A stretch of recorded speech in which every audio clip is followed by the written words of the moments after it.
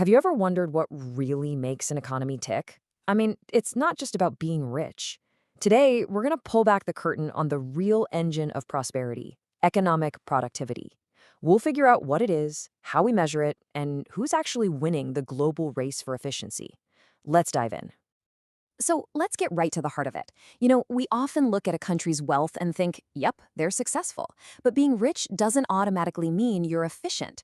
The real question, the one that's way more interesting, is this: who is the absolute best at turning their people, their tools, and their big ideas into actual economic value? And this is where we've got to draw a super important line in the sand.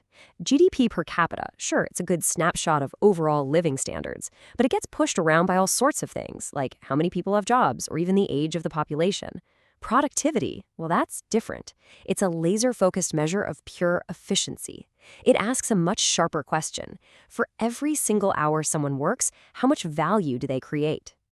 Okay, so how do we actually measure this efficiency stuff? Well, economists have a specialized toolkit, and the very first tool they grab, the foundation for all of this, is something called labor productivity. This is the bedrock of our whole conversation. The idea behind it is actually pretty simple.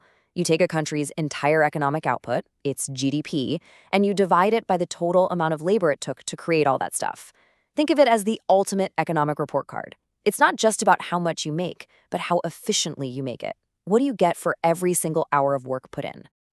But here's the thing. How we measure that labor part is absolutely critical. You could just count the number of workers, right? But that's kind of misleading. A country with tons of part-time jobs would look totally different from a place where everyone works these really long weeks. So to get a true, fair apples-to-apples comparison, economists insist on one metric: GDP per hour worked. It just cuts through all the noise and gives us the clearest, most honest picture of efficiency. But an economy is way more than just people working, right? What about better machines, smarter software, or those game-changing ideas that come out of nowhere? This brings us to a much deeper, more powerful concept, the real secret sauce of economic growth: total factor productivity, or TFP for short. So if labor productivity is about working harder, TFP is all about working smarter. It's the part of growth that feels almost like magic. It's the extra output you get that you can't explain by just hiring more people or buying more equipment. This is the growth that comes from pure innovation, from new technology, from just being plain more efficient. It's where the real, lasting progress happens. Let me break it down with a simple story. Imagine a baker. If you give them a second oven, they can obviously bake more bread. That's what economists call capital deepening. It helps, for sure, but there's a limit to it. But what if that same baker discovers a revolutionary new recipe that lets them make twice as much bread using the exact same oven and ingredients? That, right there, is the power of TFP growth. It's not about having more tools. It's about finding a totally better way to use the tools you've already got.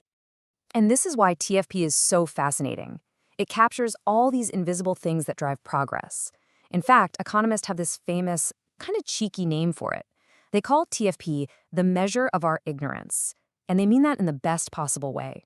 It represents all the incredible growth that comes from stuff we can't easily count, like a breakthrough new technology or a brilliant business strategy. Okay, so we have our key metrics, labor productivity and TFP. But before we start putting countries on a scoreboard, we have to deal with a huge issue. If you're going to compare different countries, you have to be sure you're not comparing apples to oranges. Everybody has to play by the same rules, and that means we got to adjust the data carefully. And there are basically 3 golden rules for a fair fight. First, you can't just use market exchange rates. A dollar in New York buys you something totally different than a dollar in Lisbon, right? So we use something called purchasing power parities, or PPPs, to even things out. Second, we have to use standardized data on the actual hours people work, not just how many people are employed. And third, all this data has to come from trusted, consistent sources, like the OECD, to make sure it's truly comparable. All right, with those rules in place, we can finally build our global scoreboard with some confidence. So let's see how the world's developed economies really stack up against each other in this great productivity race. And the first thing that just jumps right off the page is how massive the gap is between the top countries and everybody else.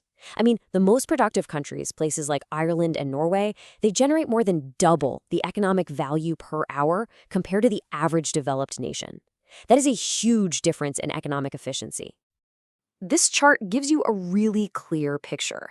You see Ireland way, way out there as a massive outlier. Now, we got to be clear, its numbers are heavily distorted by the accounting of giant multinational companies based there. But even if you look past that, you see economic powerhouses like the United States and Germany operating at a level of efficiency that's just far, far above the average. But now we get to the most important and, frankly, the most puzzling trend of our time. After the 2008 financial crisis, something really weird happened. Productivity growth across almost the entire developed world just slammed on the brakes, and it's never really recovered. This ongoing productivity slowdown is one of the biggest economic mysteries of the 21st century, especially when it feels like technology is moving faster than ever. So we've talked about the what and the how, but that leaves us with the biggest question of all: why? Why should any of us care about these wonky economic stats? What does this actually mean for our lives? Because here's the bottom line. In the long run, productivity growth is pretty much everything. It is not just some number on a spreadsheet. It is the fundamental, non-negotiable engine of prosperity. The only way for our living standards to keep going up over time is for us to get better and smarter at creating value. It is the ultimate source of a nation's wealth. It's our collective future. Which leaves us with one last massive question. After more than a decade of the slowdown, we are now walking into an age of unbelievable technological change with AI and automation. Could this be the spark we've all been waiting for? Are we standing on the edge of a new productivity boom that could completely reshape our world? That is the billion-dollar question that every economist is trying to answer right now.